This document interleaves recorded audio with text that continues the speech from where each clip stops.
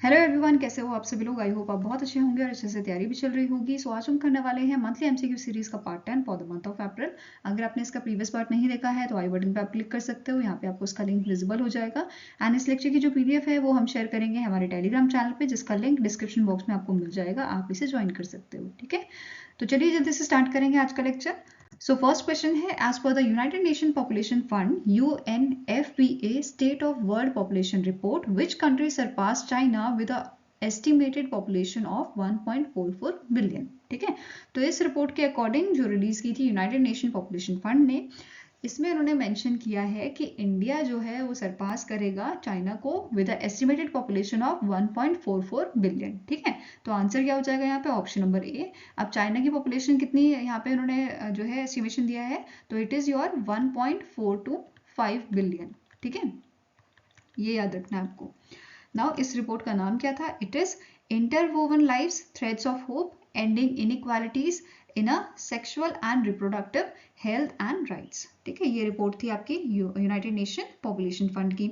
अब इस रिपोर्ट में हाईलाइट किया गया था कि इंडिया की जो पॉपुलेशन है, ये एस्टिमेशन यहाँ पे लगाया गया है कि 77 ईयर्स में ये डबल हो जाएगी। ठीक है, साथ में ही यहाँ पे जो एस्टिमेशन दिए गए हैं पॉपुलेशन के, ये कितना है कि 1.44 बिलियन का है। एंड यहाँ पे ये माना गया है कि इंडिया जो है ग्लोबल लीडर होगा in terms of a population. ठीक है, नाउ अब जो लास्ट सेंसस हुआ था वो कब हुआ था, 2011 में हुआ था। इसमें इंडिया की पॉपुलेशन कितनी मेंशन की गई थी, 1.21 बिलियन की। ठीक है, नाउ और हाईलाइट देख लेते हैं। अब इस रिपोर्ट के अकॉर्डिंग इंडिया से रिलेटेड जो भी हाईलाइट्स थे वो मैंने यहाँ पे इंक्लूड किए हैं। जैसे इस रिपोर्ट के अकॉर्डिंग कि 24% जो इंडियन पॉपुलेशन है ये आपकी बिलोंग करती है 0 to 14 ईयर्स की, जो आपकी पॉपुलेशन है इनके बीच में लाई करती है। ठीक है, 17% लाई करती है 10 से 19 साल के बीच में। देन 10 से 24 साल के बीच में जो है एस्टिमेशन दिया गया है 26% का। एंड 68% पॉपुलेशन हमारी बिलोंग करती है 15 to 64 एज ग्रुप के बीच में। ठीक है, एंड 7% हमारी रहती है 65 ईयर्स एंड अबव। एंड यहाँ पे अगर लाइफ एक्सपेक्टेंसी की बात करें तो मेंस के लिए ये 71 ईयर्स है एंड वुमेन्स के लिए ये 74 ईयर्स है। ठीक है, it also stated the child marriage percentage in India was at 23 between 2006 to 2023। साथ में ये भी बताया गया है कि इंडिया में हर दिन, ठीक है, एवरी डे जो 800 महिलाएं हैं, 800 विमेन्स हैं, इनकी डेथ हो जाती है while giving birth to their child. ठीक है, और ये डेटा आपका 2016 से सेम चला आ रहा है। ठीक है, इसमें कोई चेंज नहीं देखने को मिला है। नाउ नेक्स्ट बात करते हैं स्टैटिक इन्फॉर्मेशन की। यूनाइटेड नेशन पॉपुलेशन फंड जो है, इसके एग्जीक्यूटिव डायरेक्टर है आपके, इनका नाम है नतालिया कनेम। इसका हेडक्वार्टर है न्यूयॉर्क में and it was founded in the year 1969। ठीक है, नेक्स्ट क्वेश्चन है, which among the following Indian Institute of Technology has launch India's first medical device calibration facility on wheels. तो यहाँ पे India की पहली medical device calibration facility launch की है आईआईटी मद्रास ने। ठीक है, answer is option number C. और इन्होंने इसे लॉन्च किया था under the initiative, it is your अनावरुकुम IIT Madras for all initiatives. ठीक है, इस इनिशिएटिव के अंडर जो है इन्होंने इसे लॉन्च किया था। यहाँ पे आप इमेज देख सकते हो इसकी। ठीक है, अब जो ये मोबाइल फैसिलिटी है, इसका एम क्या है कि अफोर्डेबल क्वालिटी कैलिब्रेशन जो है, कैलिब्रेशन सर्विसेज जो है नेशन वाइड में प्रोवाइड कर सकें। ठीक है, it will also bridging the gap, health care gap between the urban and the rural areas. ठीक है, नाउ नेक्स्ट पॉइंट क्या बोल रहा है, it will also help to test and maintain the medical devices that are used in the wide range of hospitals including villages at their door steps. तो जितने basically जो medical devices आपके use हो रहे हैं उसको टेस्ट करके ये हेल्प भी करने वाला है। ठीक है, नाउ नेक्स्ट आपका क्वेश्चन है, the Ministry of Health and Family Welfare has extended the deadline for linking the Ayushman Bharat Health Account ID with a Central Government Health Scheme beneficiary ID to how many days with effect from 30 June 2024। तो यहाँ पे जो हमारी health ministry है, इन्होंने extend की है deadline इन दोनों आईडी को लिंक करने की। ठीक है, कितने डेज की है आपको डेडलाइन यहाँ पे दी गई है, छूट कितने देर की जो है एक्सटेंड की गई है आपकी, तो आंसर इज 120 डेज। ठीक है, and it will come in effect from the 30 June 2024। ठीक है, इसी के साथ साथ जो आभा आईडी है, इसको क्रिएट करने के लिए जो डेडलाइन है वो भी आपकी एक्सटेंड की गई है 90 days from the 30 June 2024। Clear है। नाउ यहाँ पे क्या बोला गया है, जो वेलनेस सेंटर्स है यहाँ पे कोएस्क जो है वो ऑपरेशनल किए जाएंगे फ्रॉम दी जून 30। ठीक है, ये फैसिलिटेट करेंगे अपनी बेसिकली जो इनकी सर्विसेज है ये प्रोवाइड करेंगे to the beneficiaries of Central Government Health Scheme. ठीक है, नाउ नेक्स्ट पॉइंट क्या बोल रहा है, जो बेनिफिशरी है ये वेलनेस सेंटर में जो है विजिट कर सकते हैं 1 जुलाई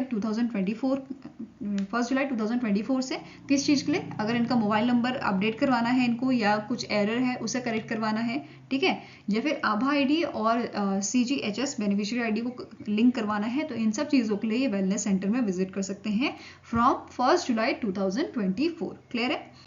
Now next, in April 2024, the Competition Commission of India approved the acquisition of 100% of the share capital of PAMP Technology India and -% of a share capital of a fully diluted basis of MMTC PAMP India by PAMP Venture SA, which is Switzerland। ठीक है, PAMP Switzerland। तो answer आपका हो जाएगा ये कितना percentage है share capital, तो आंसर आपका हो जाएगा इट इज 72.65%। ठीक है, answer here is option number D. Now next is, which among the following organization has constituted a standing committee to transform GIFT City into a climate finance hub? ठीक है, तो इनमें से कौन सी ऑर्गेनाइजेशन है जिसने बेसिकली यहाँ पे स्टैंडिंग कमेटी बनाई है ट्रांसफॉर्म करने के लिए गिफ्ट सिटी को क्लाइमेट फाइनेंस हब में। ठीक है, तो ये ऑर्गेनाइजेशन है आपके international financial centres authority, international financial centre authority. ठीक है, answer is option number B. Now जो कमिटी है इसको यहाँ पे रिपोर्ट सबमिट करनी है by the end of May 2024। ठीक है, अब यहाँ पे उन्होंने क्या बोला है, they will launch the, they are set to launch the climate finance product from the GIFT City, और ये आपके हो सकते हैं alternate investment fund, transition bond या ट्रांजिशन इंश्योरेंस। ठीक है, now next is, apart from banks and bond market more climate funds are scheduled to be launch in GIFT City, ऐसी स्टेटमेंट यहाँ पे दी गई है। ठीक है, नाउ IFSCA की बात करें तो चेयरमैन है इसके के राजा रमन। ठीक है, हेडक्वार्टर है गिफ्ट सिटी में, गिफ्ट सिटी गुजरात में, और इसे 2020 में स्टैब्लिश किया गया था। ठीक है, नाउ नेक्स्ट क्वेश्चन है, PHDCCI which is PhD Chamber of Commerce and Industry in its report on Viksit Bharat at 2047 projects India's economy to grow at 8 to 8.3%, between 8 to 8.3% in financial year 2025 with a forecasted GDP of $trillion by 2047 and a per capita income of $2100। ठीक है, तो answer यहाँ पे आपका क्या हो जाएगा, it is 34.7 trillion. ठीक है, answer here is option number C, 34.7 trillion जो है ये GDP फोरकास्ट किया गया है 2047 के लिए। ठीक है, ये ध्यान में रखना है। नाउ इंडिया की इकोनॉमी जो है ये इन्होंने प्रिडिक्ट की है 2030 तक कितनी हो जाएगी, it will reach the $7 trillion. ठीक है, नेक्स्ट यहाँ पे बात करते हैं, इन्होंने कुछ पॉइंट्स दिए हमें जो हमारी इकोनॉमी को डेवलप करने के लिए यूजफुल रहेंगे। कौन कौन से पॉइंट्स हैं, जैसे reduce the cost of doing business, enhance scalability of a sectors, जैसे फिनटेक हो गया, IT, automobile, then renewable energy. ठीक है, and we should focus on a semiconductor industry development, then support startup ecosystem to become the second largest by the 2030। ठीक है, build export capacity with a focus of 75 key products, implement reforms measures in agriculture and food processing, then fill vacant position in a national and state levels, accelerate digital transformation to rank among the top 5 government AI readiness index by 2047, and last is strengthening renewable energy segment to achieve 1500 gigawatt installed capacity by 2047। ठीक है, now अब इस report में और क्या mention किया गया था, पोस्ट 2035 जो ग्रोथ रेट रहेगा ये प्रोजेक्ट किया गया है एवरेज 6.7% का। ठीक है, ओवर द नेक्स्ट 23 ईयर्स।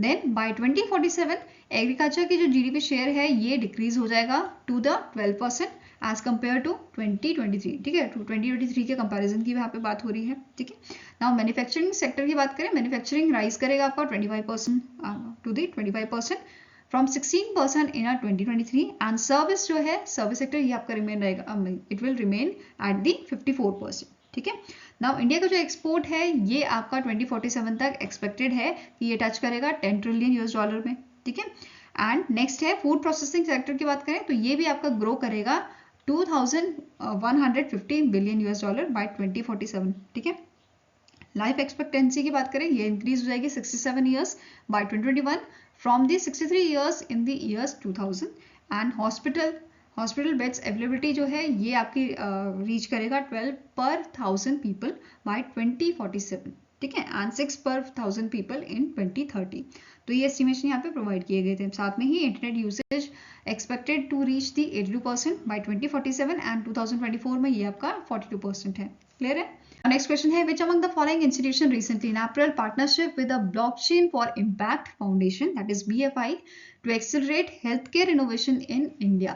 तो यहाँ पे जो आपका IIT कानपुर है, IIT कानपुर इंस्टीट्यूशन ने पार्टनरशिप की है किसके साथ? BFI के साथ, ठीक है। और ये पार्टनरशिप की गई है under the BFI Biome Virtual Network Program, ठीक है। It is a initiative that brings together the research institute and incubators under the one umbrella to foster the stakeholder collaborations, ठीक है। नाउ सिग्नेटरीज यहाँ पे की बात करें इनकी, तो IIT कानपुर के जो प्रोफेसर हैं कंतेश बलानी, ठीक है, dean of resource and alumni IIT Kanpur, and doctor Gaurav Singh जो CEO हैं आपके BFI के, ठीक है, इन्होंने यहाँ पे अग्रीमेंट साइन किया था, ठीक है। अब इस पार्टनरशिप की बात करें तो एज पर दिस पार्टनरशिप जो BFI है ये सपोर्ट करेगा IIT कानपुर को प्रमोट करने के लिए entrepreneur activities initiatives through their startup incubation and innovation centres जो IIT कानपुर में आपका, ठीक है। नेक्स्ट पॉइंट है जो BFI है ये एलोकेट करेगा 1.5 लाख $1.5 यहाँ पे फंड बेसिकली एलोकेट करेगा आने वाले 3 साल के लिए। ये डेवलप करे programme specifically tailor to the health care focus startups at the IIT Kanpur startup incubation and innovation centre. Clear है? नेक्स्ट है, in April 2024 the BNP Paribas has agreed to acquire 9% of stakes in a Belgian insurer Aegus for about -€. तो यहाँ पे ये 9% stake जो है ये acquire कर रहे हैं, ठीक है, बेल्जियन इंश्योरर एगस के। और कितने अमाउंट में बेसिकली ये इन्होंने स्टेक एक्वायर कर रहे हैं, तो ये आपका होगा 730 मिलियन यूरोस, ठीक है। Answer is option number D, 730 million Euros का, ठीक है। नाउ अब जो BNP है, BNP परिवास जो है ये बिगेस्ट शेयर होल्डर बन गया है एगस में, इस कंपनी में, ठीक है। अब बात करें BNP परिवास की, तो ये ऑफिशियली स्टैब्लिश किया गया था 2000 में, 23 मई 2000 को, एंड ये आपका मर्जर है बैंक्यू नेशनल डे पेरिस जो फ्रांस की आपकी ऑर्गेनाइजेशन है, लीडिंग डिपॉजिट बैंक है, and Paribas international investment bank, ठीक है। Next is doctor Samir V Kamat जो आपके चेयरमैन हैं DRDO के, इन्होंने इनॉग्रेट किया है submersible platform for acoustic characterization and evaluation, that is space, और testing hub for sonar system for Indian navy in dash. तो कहाँ पर इसे इनॉग्रेट किया गया था स्पेस को? तो ये इनॉग्रेट किया गया था केरला के इदुक्की में, ठीक है। Answer is option number A. Now अब जो स्पेस है, space facility has been design as a premium testing, ठीक है, premier testing and evaluation hub for sonar system, ठीक है। इसे स्टैब्लिश किसने किया है? It was establish by the naval physical and oceanographic laboratory, that is NPOL of DRDO, ठीक है।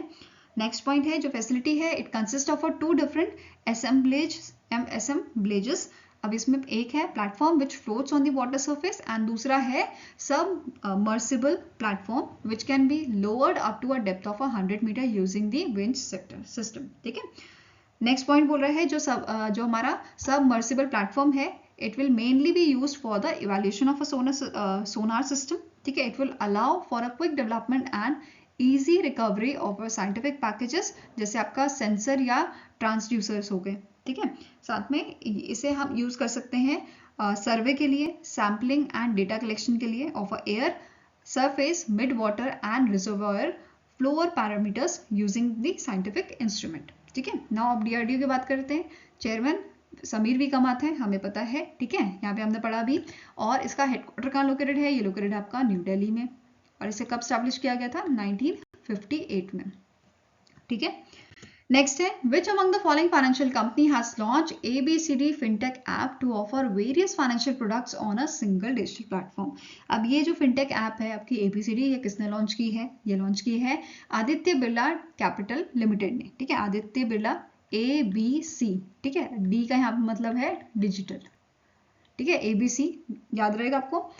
आदित्य बिरला कैपिटल डिजिटल, ये इसका फुल फॉर्म है, और आदित्य बिरला कैपिटल लिमिटेड ने इसको जो है लॉन्च किया है, ठीक है। अब it is a omni channel direct to customer D2C fintech app Aditya Birla Capital digital offering various financial products on a single platform, ठीक है। अब इस प्लेटफॉर्म के थ्रू आदित्य बिरला कैपिटल का टारगेट है कि ये 30 मिलियन न्यू यूजर जो है ऐड करेंगे आने वाले 3 साल में, ठीक है।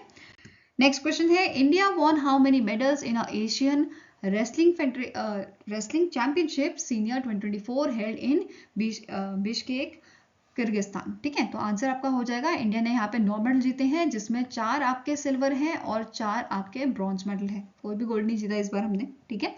नाउ यहाँ पे अगर लिस्ट देखें हम, तो पहले नंबर पे आपके हैं उदित इन मेंस कैटेगरी, इन्होंने सिल्वर जीता है 57 kg फ्री स्टाइल में, ठीक है। सारे ही आपके जो मेडल हैं वो फ्री स्टाइल के हैं, ठीक है। देन राधिका, इन्होंने 68 kg में सिल्वर जीता है, अनु 53 kg, हर्षिता 72 kg, ठीक है, 4 सिल्वर हो गए। देन अभिमन्यु ने ब्रॉन्ज मेडल जीता है 72 kg में, विक्की ने again bronze medal in 97 kg, Shivani Pawar 50 kg free style, Antim bronze medal in 65 kg and Manisha in 62 kg free style इन्होंने ब्रॉन्ज मेडल जीता है, ठीक है। अब इसके अलावा यहाँ पे अगर हम प्रीवियस ईयर की बात करें या प्रीवियस जो आपका चैंपियनशिप हुई थी उसकी बात करें, जो आपके आस्ताना कजाकिस्तान में हुई थी, इसमें इंडिया ने 14 मेडल जीते थे, जिसमें से 1 गोल्ड था, 3 सिल्वर और 10 ब्रॉन्ज मेडल थे, ठीक है। नाउ इसके अलावा बात करते हैं टीम रैंकिंग की। तो टीम जो आपकी बेस्ड है कैटेगरीज में, जैसे ग्रेको रोमन हो गया, मेंस फ्री स्टाइल हो गया, विमेंस रेसलिंग हो गया, ठीक है। इन कैटेगरी की बात करें तो टॉप 3 कंट्रीज पहली कैटेगरी में है ईरान, किर्गिस्तान और जापान, ठीक है। वेरस इंडिया की यहाँ पे रैंक कितनी थी, 11th रैंक थी। देन मेंस फ्री स्टाइल में ईरान पहले नंबर पे था, जापान सेकंड नंबर पे एंड किर्गिस्तान आपका 3rd नंबर पे था, और इंडिया की रैंक यहाँ पे आपकी थी 7th। वेरस विमेंस रेसलिंग में जापान पहले नंबर पे था, चाइना सेकंड नंबर पे और मंगोलिया 3rd नंबर पे, और इंडिया आपका 4th नंबर पे था, ठीक है। तो सारी जो यहाँ पे रैंकिंग है ये याद रखनी है, और इंडिया की भी रैंक यहाँ पे साथ में याद रखनी है। इसके अलावा आपको ये भी नोट करना है कि ये पहली चैंपियनशिप है जो इंडियन रेसलर्स ने इंडियन फ्लैग के अंडर जो है खेली है, क्योंकि जो यूनाइटेड वर्ल्ड रेसलिंग आपका था, ठीक है, इन्होंने यहाँ पे बैन लगाया हुआ था इंडिया के ऊपर, और फरवरी के मंथ में जो है फरवरी 2024 में ये बैन जो है लिफ्ट किया गया था इंडिया के ऊपर से, इंडिया की जो रेसलिंग फेडरेशन है उसके ऊपर से, ठीक है। उसके बाद ये पहली कॉम्पिटिशन है जो इंडियन रेसलर ने अपने फ्लैग के अंडर खेली है, ठीक है। नेक्स्ट है, the Ministry of agriculture and farmers welfare has notified specification of a new product nano urea 16, ठीक है, जिसे नैनो यूरिया प्लस भी बोल रहे हैं, fertiliser to be manufactured by IFFCO Indian Farmers Fertiliser Cooperative Limited in India for a period of a dash year, ठीक है, with effect from 15 अप्रैल 2024। तो ये आपका आंसर यहाँ पे क्या है, इट इज 3 years, ठीक है। तो यहाँ पे नया आपका जो है न्यू प्रोडक्ट लॉन्च किया गया है विच इज नैनो यूरिया 16 या नैनो यूरिया प्लस, ठीक है। अब इसके बारे में बात करें तो ये न्यू वर्जन है नैनो यूरिया का, which is meant for meeting crop nitrogen requirements at a critical growth phase, ठीक है। अब ये जो लिक्विड आपका जो नैनो यूरिया प्लस है ये लिक्विड फॉर्म में है 16% and it has a 16% nitrogen content. PH की बात करें तो ये 4 to 8.5% इसकी वैल्यू है, एंड विस्कोसिटी है 5 to 30, बिटवीन 5 to 30, ठीक है। नाउ इसका जो कमर्शियल प्रोडक्शन है ये आपका इफको के कलोल प्लांट में जो है, जो गुजरात में है, वहां पे स्टार्ट होएगा, और इन दी अनोला एंड फूलपुर इन उत्तर प्रदेश, ठीक है। बाकी इफको की बात करें तो इफको के चेयरमैन है, इनका नाम है दिलीप शांगानी, ठीक है। एमडी एंड सीईओ है उदय शंकर अवस्थी, हेडक्वार्टर्स का न्यू दिल्ली दिल्ली में लोकेटेड है, और 1967 में इसकी शुरुआत की गई थी, इसे स्टैब्लिश किया गया था, ठीक है। नेक्स्ट क्वेश्चन है, in April 2024 the dash edition of India Uzbekistan joint military exercise Dasling 2024 was held at a Termez Uzbekistan, ठीक है। तो ये कौन सा एडिशन था India Uzbekistan joint military exercise का, तो ये आपका था 5th एडिशन, ठीक है, it was the 5th edition, answer is option number E, ठीक है। अब यहाँ में पूछा जाए जो आपका फर्स्ट एडिशन था वो कहाँ पे हुआ था, फर्स्ट एडिशन भी आपका उज्बेकिस्तान में हुआ था इन 2019, ठीक है। और इससे पहला वाला एडिशन जो था आपका 4th एडिशन, ये आपका पिथौरागढ़ उत्तराखंड में हुआ था, ठीक है। नाउ इस एक्सरसाइज की बात करें तो ये एक्सरसाइज आपकी 5th अप्रैल से 28 अप्रैल तक चली थी, ठीक है। पार्टिसिपेंट्स की बात करें तो इंडियन आर्म फोर्स कंडीजन में 60 पर्सनल्स थे, ठीक है। जिसमें से इंडियन आर्मी के 45 थे और इंडियन एयरफोर्स के 15 थे। वेरस उज्बेकिस्तान के जो पर्सन थे, ये अप्रॉक्स 100 जो पर्सन थे उन्होंने यहाँ पे पार्टिसिपेट किया था। ठीक है, ठीक है। नेक्स्ट है, recently in April where was the state of art IT laboratory inaugurated by the chief of army staff general Manoj Pande. ठीक है, तो आंसर आपका हो जाएगा, इस लैब को इनॉग्रेट किया गया है उज्बेकिस्तान में। इनका विजिट था उज्बेकिस्तान में। ठीक है, वहां पे इन्होंने इस लैब को इनॉग्रेट किया था। Fine, it is a high tech IT laboratory at a Uzbek academy of arm forces. ठीक है, और इनका विजिट था 15 से 18 अप्रैल तक का। ठीक है, वहां पे इन्होंने इसे इनॉग्रेट किया था। फाइन, अब जो ये लैब है, ये बेसिकली इसकी फंडिंग की गई थी इंडिया की मिनिस्ट्री ऑफ एक्सटर्नल अफेयर्स द्वारा, विच इज 8.5 करोड़। फाइन, अब जो लैब है इसके अंदर 2 आपके लेक्चर हॉल्स हैं। ठीक है, cutting edge cyber security lab है, hardware programming lab, object oriented programming lab है, देन वेब प्रोग्रामिंग लैब है। इसके अलावा यहाँ पे सर्वर रूम रहेगा, मल्टीमीडिया रूम रहेगा और वर्चुअली रियलिटी रूम रहेगा। ठीक है, तो ये सारी चीजें इंक्लूड की गई हैं इस लैब के अंदर। ना उज्बेकिस्तान के PM की बात करें तो इसके PM कौन है, इनका नाम है अब्दुल्ला निगमातोविच एरिपो, और इसका कैपिटल क्या है, तश्किंत। करेंसी क्या है, इट इज सोम, उज्बेकिस्तानी सोम। ठीक है, नेक्स्ट है, recently in April the Bharat Electronics Limited has signed a MOU with which institution for cooperation in a research and technology। तो ये कोलैबोरेशन आपका किया गया है, या ये MOU साइन किया गया है between Bharat electronics limited BEL and IIT मंडी। ठीक है, answer is option number C। अब यहाँ पे जो कोलैबोरेशन हुआ है, ठीक है, इन दोनों के बीच में, यहाँ पे बेसिकली रिसर्च एंड टेक्नोलॉजी के साथ साथ प्रोडक्ट डेवलपमेंट में भी ध्यान दिया जाएगा in a domain such as semiconductor, quantum technology and drones. ठीक है, नेक्स्ट क्वेश्चन है, identify the theme of world heritage day 2024 which was observed on 18th April. ठीक है, वर्ल्ड हेरिटेज डे हम ऑब्जर्व करते हैं 18th अप्रैल को, और इस बार की इसकी थीम थी disasters and conflicts through the lens of Vinci Carter. ठीक है, तो answer is option number E।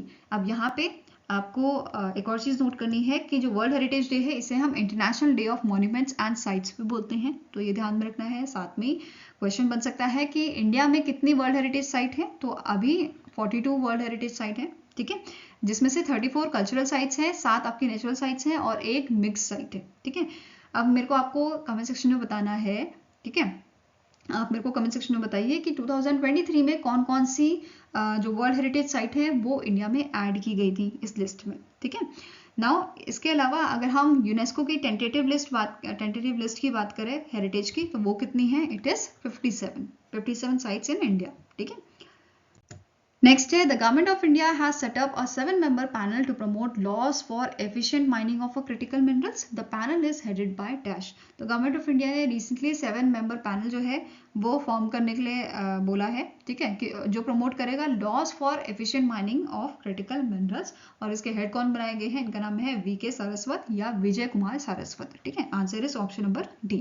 अब इस पैनल का मेन एम क्या है कि ये यहाँ पे जुडिशियल मेजर्स प्रोवाइड करेंगे इंश्योर करने के लिए cost effective and scientific mining of a deeply embedded mineral deposit, जिसमें आपका कॉपर आ गया, गोल्ड आ गया, डायमंड आ गया, ये सारे। ठीक है, नेक्स्ट है, in April 2024 the central board of direct taxes set a record by signing dash advance pricing agreement with Indian tax payer in financial year 2024।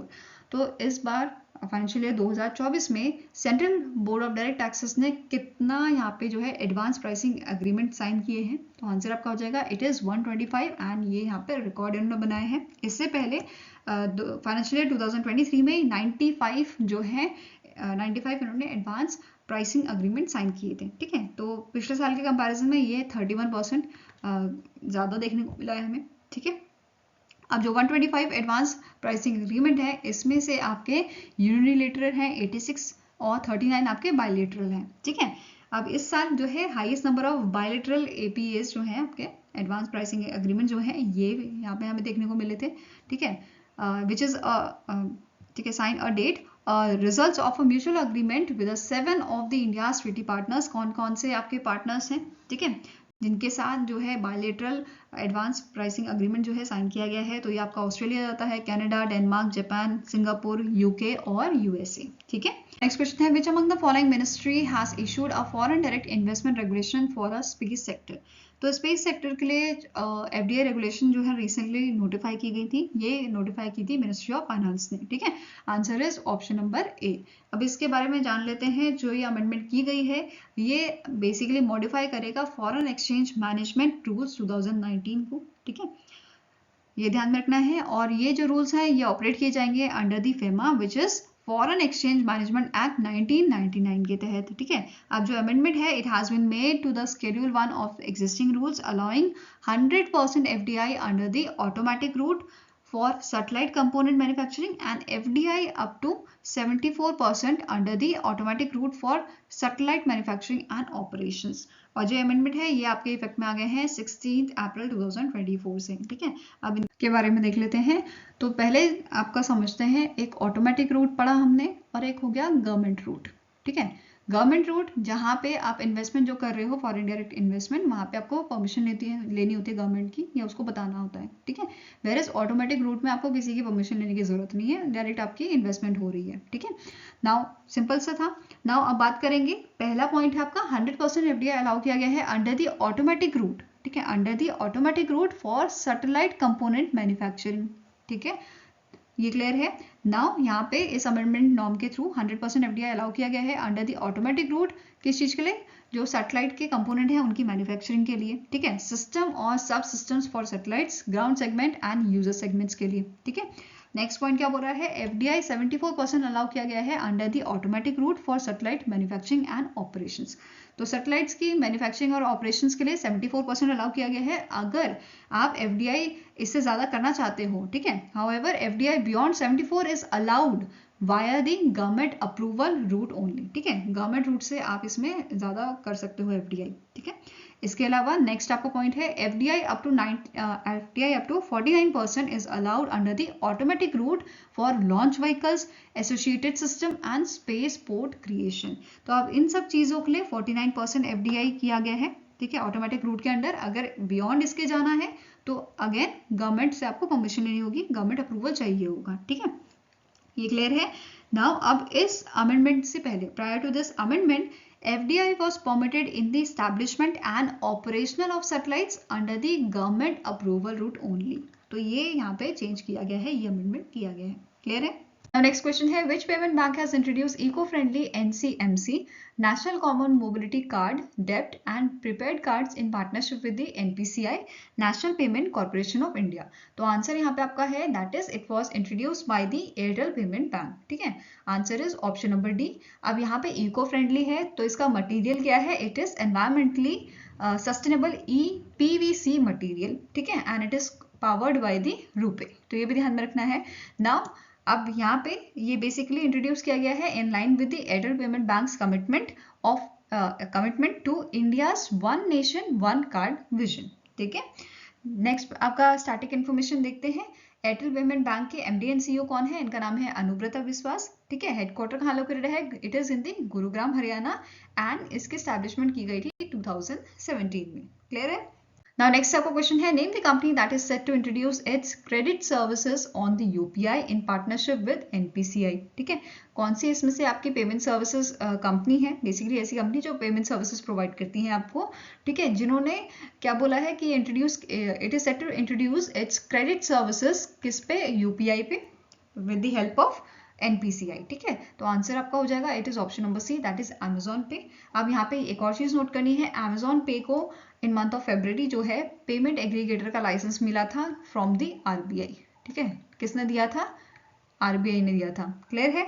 इसी के साथ साथ RBI ने जो है Amazon पे को आपका परमिशन दी थी किस चीज के लिए, प्रीपेड पेमेंट इंस्ट्रूमेंट के लिए, PPI के लिए, क्लियर है। नाउ Amazon पे की बात करें तो इसका हेडक्वार्टर आपका लोकेटेड है वॉशिंगटन में, ठीक है, वॉशिंगटन USA में, और it was founded in the year 2007, ठीक है। नेक्स्ट क्वेश्चन है, the Ashok Leyland has sign a MOU with which bank for a dealer financing, ठीक है। तो कौन सा बैंक है जिसके साथ यहाँ पे पार्टनरशिप की है, या पार्टनरशिप या MOU साइन हुआ है अशोका लेलैंड का, किस चीज के लिए, डीलर फाइनेंसिंग के लिए, ठीक है। तो आंसर आपका हो जाएगा it is done by the south Indian bank. कौन सा बैंक है, south Indian bank, answer is option number D. अब साउथ इंडियन बैंक के आपके MD एंड CEO कौन है, इनका नाम है PR शेषाधरी, ठीक है। हेडक्वार्टर्स का लोकेटेड है आपका केरला में, थिरुर केरला में, फाइन। नेक्स्ट क्वेश्चन है, recently in April the time, जो आपकी टाइम मैगजीन है बेसिकली, ठीक है, global media brand, has revealed the 21st edition of annual Time 100 most influential people 2024। तो 2024 के जो 100 मोस्ट इन्फ्लुएंशियल पीपल थे उनकी लिस्ट यहाँ पे जारी की गई है, ठीक है। अब यहाँ पे आपको क्वेश्चन क्या पूछा है कि how many Indian origin people were featured in this list. तो इंडियन ओरिजिन के कितने लोगों को यहाँ पे फीचर किया गया है, तो answer here is option number C, that is 8 लोगों को यहाँ पे जो है फीचर किया गया है जो इंडियन ओरिजिन के हैं, जिसमें आपका पहले नंबर पर आ जाती है आलिया भट्ट, ठीक है, देव पटेल। अगर आपने स्लमडॉग मिलियनेयर मूवी देखी होगी तो उसमें जो आपका कौन बनेगा करोड़पति का जो सेट होता है उस पे जो बेसिकली बच्चा खेल रहा है, ठीक है, उसका नाम देव पटेल है, ठीक है। तो ये इस लिस्ट में ये शामिल किए गए हैं। ऐसे ही साक्षी मलिक, इनको तो आप जानते ही हो, सत्य नडेला, अजय पाल सिंह बांगा, ठीक है, अजय बांगा बेसिकली जो आपके वर्ल्ड बैंक के प्रेसिडेंट भी हैं। देन जिगर शाह, असमा खान एंड प्रियम वदा नटराजन, इन सबको यहाँ पे जो है फीचर किया गया है जो 21st एडिशन था इस लिस्ट का, ठीक है। अब इस लिस्ट में टोटल 100 लोग थे मोस्ट इन्फ्लुएंशियल पीपल, जिसमें से 51 विमेंस थी, ठीक है। अब एक और चीज जो नोट करनी है, जो सत्य नडेला जी हैं एंड जो पैट्रिक माहोम्स हैं, इनको 3rd टाइम इस लिस्ट में फीचर किया गया है, ठीक है। बेसिकली इनसे पहले 2 बार और इन दोनों को लिस्ट में शामिल किया गया था मोस्ट इन्फ्लुएंशियल पीपल की, ठीक है। नाउ नेक्स्ट यहाँ पे बात करते हैं यंगेस्ट पर्सन। जो यंगेस्ट पर्सन है इस लिस्ट में, इनका नाम है मोताज अजाइजा, जिनकी जो एज है वो 25 ईयर्स की है। वेयर एज ओल्डेस्ट पर्सन की बात करूं तो ये आपके 86 ईयर्स ओल्ड हैं, जिनका नाम है जोएल हैबेनर, ठीक है। अब कौन कौन सी कैटेगरी यहाँ पे इंक्लूड की गई है, artist, icon, titans, leaders, innovators and pioneers, ठीक है। नाउ अब टाइम मैगजीन की बात करें तो इसके सीईओ हैं, इनका नाम है जेसिका सेबले, जो फर्स्ट फीमेल सीईओ है टाइम मैगजीन की, ठीक है। हेडक्वार्टर कहाँ लोकेटेड है इसका, न्यूयॉर्क में, और इसे क्रिएट किया गया था 1923 में, ठीक है। Now next question है, name the personality who has been conferred with the Aryabhatta Award by the Astronautical Society of India। तो यहाँ पे इनमें से कौन से शख्स हैं जिनको ये अवार्ड दिया गया है, आर्यभट्टा अवार्ड, ठीक है, किसने दिया है, एस्ट्रोनॉटिकल सोसाइटी ऑफ इंडिया ने, ठीक है। आंसर आपका हो जाएगा, it is option number A, Pavuluri Subba Rao, जो आपके फॉर्मर इसरो साइंटिस्ट हैं and he is a founder and CEO of Ananth technology limited, ठीक है। साथ में ही इनको डिस्टिंग्विश्ड फेलो टाइटल भी दिया गया था, फाइन।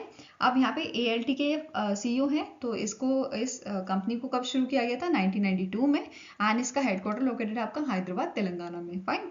अब बात कर लेते हैं इस अवार्ड की। जो अवार्ड है ये एनुअली दिया जाता है ऐसे इंडिविजुअल्स को जिनका काम बेसिकली जिनका जो भी काम वो कर रहे हैं वो बहुत अच्छा हो, and it is a life time contribution for the promotion of astronautics in the India, ठीक है। नाउ अब यहाँ पे जो अवार्ड है इसके लिए इस अवार्ड में यहाँ पे साइटेशन दिया जाता है और कैश प्राइज दिया जाता है 1 लाख रुपए का, ठीक है। नाउ नेक्स्ट यहाँ पे बात करते हैं एस्ट्रोनॉटिकल सोसाइटी ऑफ इंडिया की।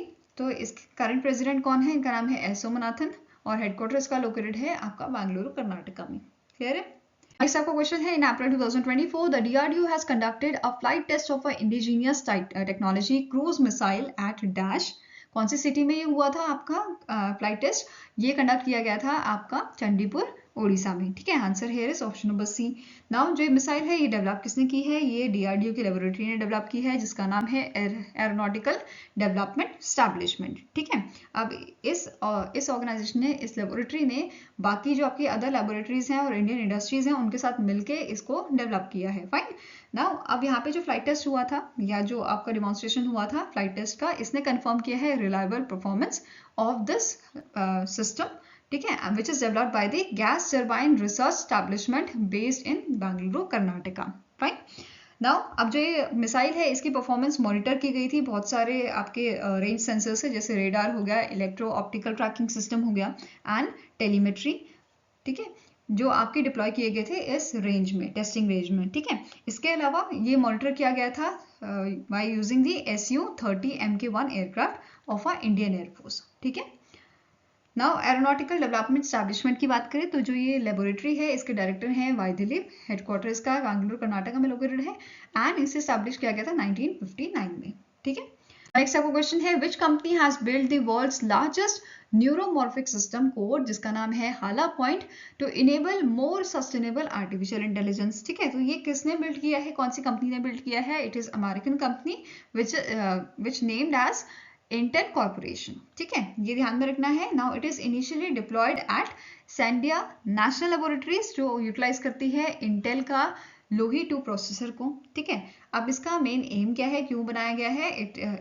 It's main aim is to support research for future brain inspired artificial intelligence and to tackles changes related to the efficiency and sustainability of our current artificial intelligence। ठीक है, now हाला point की बात करें तो हाला point advances, ये advance करेगा इंटेल का first generation large scale research system को which is Pohoiki spring with the architectural improvement to achieve over 10 times more neuron capacity up to 12 times higher performance। तो इसकी performance को increase करेगा basically ये। ठीक है, now it can also support up to 20 quadrillion operations per second and with the efficiency exceeding 15 trillion 8-bit operation per second per watt। ठीक है, now next question है the former world #1 badminton player Kento Momota recently in April announced his retirement from the badminton after featuring in the 2024 Thomas and Uber Cup। he belongs to which country? तो ये कौन सी country से belong करते हैं? तो answer आपका हो जाएगा ये बिलोंग करते हैं जापान से। तो ठीक है, answer is option number B. और इन्होंने वर्ल्ड चैंपियनशिप और एशियन चैंपियनशिप भी जीती थी 2018 और 2019 की। ठीक है, next question is in April 2024 Prime Minister Narendra Modi was presented with the book title Sabke Ram by Panchjanya editor Hitesh Shankar and managing director of Bharat Prakashan Arun Goyal. The book is published by dash. So इनमें से कौन सी publication है जिन्होंने इस book को publish किया है? तो आंसर आपका हो जाएगा it is done by the Prabhat Prakashan. ठीक है, answer is option number A. Now जो ये बुक है इसको पब्लिश तो किया है प्रभात प्रकाशन ने, जो basically Panchajanya Hindi weekly magazine आती है उसको पब्लिश करता है। ठीक है, अब ये जो बुक थी हमारी सबके राम, इस बुक में बेसिकली नरेट की गई है हिस्ट्री अयोध्या की and it provides detail about the Lord Ram's birthplace and date of birth। साथ में ही जो बुक है हिंदी और इंग्लिश दोनों में ही अवेलेबल है, आप इसे पढ़ भी सकते हैं और सुन भी सकते हैं। ठीक है, नेक्स्ट आपको क्वेश्चन है world liver day is annually observe across the globe on. तो वर्ल्ड लिवर डे कब मनाते हैं? ये मनाया जाता है 19 अप्रैल को। ठीक है, और इसका थीम क्या था 2024 का? इसका थीम था आपका be vigilant, get regular liver checkups and prevent fatty liver diseases. ठीक है, तो ये इसका थीम था। नाउ अब लिवर जो है ये सेकेंड लार्जेस्ट ऑर्गन होता है ह्यूमन बॉडी का, आप सभी को पता होगा। साथ में ही लिवर अपने आप को रीजनरेट कर सकता है अगर जो लिवर है उसमें 25% ऑफ हेल्थी लिवर टिश्यू जो है वो अवेलेबल है, तब ये जाके ये इसे रीजनरेट कर सकता है। ठीक है, अब मुझे कमेंट सेक्शन में बताओ कौन कौन से ऐसे जानवर हैं जो अपने ऑर्गन को रीजनरेट कर सकते हैं। ठीक है, नेक्स्ट क्वेश्चन है name the country that recently in April signed an agreement with India to operate large research hub in New Delhi. ठीक है, तो इनमें से कौन सी कंट्री है जिसने इंडिया के साथ अग्रीमेंट साइन किया है ऑपरेट करने के लिए large research hub new Delhi में? तो आंसर आपका हो जाएगा it is done by the Russia. ठीक है, रशिया और इंडिया के बीच में अग्रीमेंट साइन हुआ है। बेसिकली जो रशिया की यूनिवर्सिटी है HSE यूनिवर्सिटी और इंडिया की यूनिवर्सिटी ऑफ दिल्ली, इन दोनों के बीच में अग्रीमेंट साइन हुआ है। ठीक है, स्ट्रैटेजिक कॉर्पोरेशंस के लिए और रिसर्च हब के लिए। ठीक है, नाउ नेक्स्ट यहाँ पे बात करेंगे जो अग्रीमेंट है ये आपका कहाँ पे साइन किया गया था? तो ये इंडो रशियन एजुकेशन समिट जो आपका हुआ था न्यू दिल्ली में। ठीक है, 11 से 13 अप्रैल तक हुआ था, जो वहां पे इस अग्रीमेंट को साइन किया गया था। और इस पार्टनरशिप को बेसिकली ये जो अग्रीमेंट है इसे अगर हम यहाँ पे बोले कि सिग्नेटरी कौन थे इस अग्रीमेंट के, तो HSE यूनिवर्सिटी के university rector Nikita Anisimov and vice chancellor आपके यूनिवर्सिटी ऑफ दिल्ली के, जिनका नाम है योगेश सिंह। ठीक है, साथ में ये भी नोट करना है कि HSE यूनिवर्सिटी जो है रशिया की यूनिवर्सिटी, इसे अपॉइंट किया गया है coordinator of the corporation. Fine, I hope guys आपको ये वीडियो पसंद आया हो। पसंद आए तो लाइक एंड शेयर जरूर कीजिएगा और हमारे साथ जुड़ने के लिए हमारे चैनल को सब्सक्राइब कीजिएगा। अगर आपके कुछ सजेशन है तो आप मेल भी कर सकते हो हमें benchmarkstudy007@gmail.com पे, या फिर आप हमें कमेंट सेक्शन में भी लिख सकते हैं। तो मिलेंगे ऐसे ही नेक्स्ट वीडियो के साथ। Till then take care, have a nice day and all the best for your preparations.